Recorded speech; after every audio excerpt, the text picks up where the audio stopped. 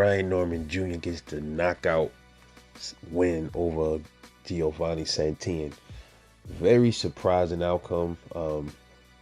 I had this fight going in the way of Giovanni Santillan. I'm judging off of some of Brian Norman Jr.'s recent performances. He didn't look too impressive to me. I guess he had time to work on some things. Uh, this was a big win for Brian Norman because Giovanni was ranked number one. So this was big. This is a big, huge win for him, man. So this lines him up, to potentially, um, see a boots in this fight, or lines him up once Terrence Crawford releases some of them damn those other belts that could set him up for a title shot, man. But as far as the fight, man, what a fight, man. I mean, that was a war, a bloody war.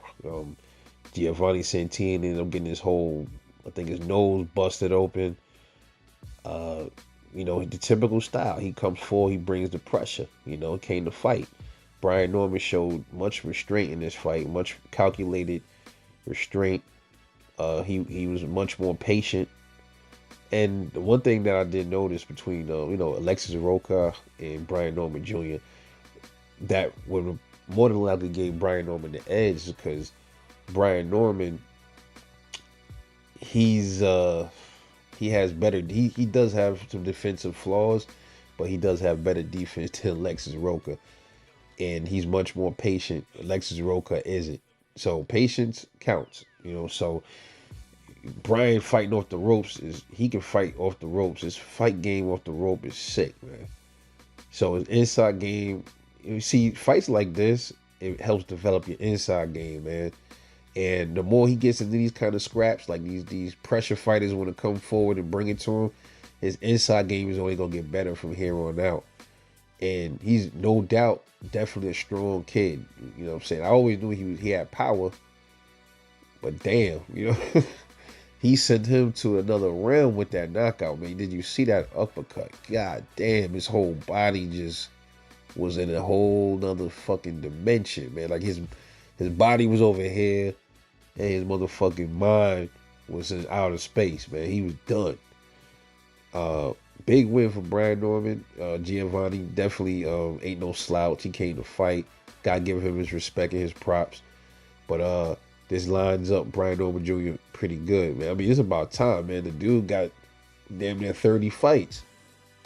So now it's the welterweight division is going to shape up the way it's supposed to, man. Now you're going to see all of these new cats that was in the shadows once Terrence Crawford and Errol Spence left.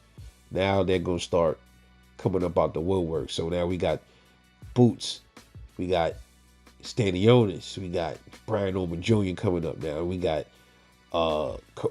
Cody Crowley. We got who else is that? Is that welterweight, man? Welterweight, it's still a lot of hidden gems, man. That's yet to be discovered. But we got some fire dudes at welterweight with Jerron Ennis.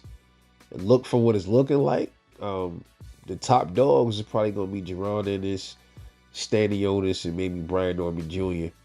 Probably if I'm leaving out a few other cats, but interested to see how this turns out for Brian Norman Jr. Who's he gonna line it up with next?